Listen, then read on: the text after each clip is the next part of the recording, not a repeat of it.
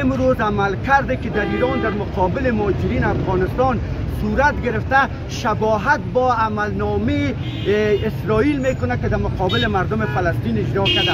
پس فرق تو چی است؟ و ما از آقای خمینی رئیسی خواهش میکنم که عاجل از مردم مهاجرین افغانستان معذرت، از حکومت امارت اسلامی که فعلا حاکمیت کل در دستشان است معذرت بخواهد. دغه ظلم و زیاتینه د لاس واخلي که چیرته لاس وانخلي نو موږ په نړیواله محکمه کې از هغه سودا عارض سو او د نړیوالې محکمې نه وروسته امکانات ولري چې دوی سفارت او د لدیج نه موږ د افغانستان نه وباسو چې دوی د ظلم زیاتینه لاس وانخلي او د افغانستان له حکومت او له ملت نه بخښنه ونه غواړي.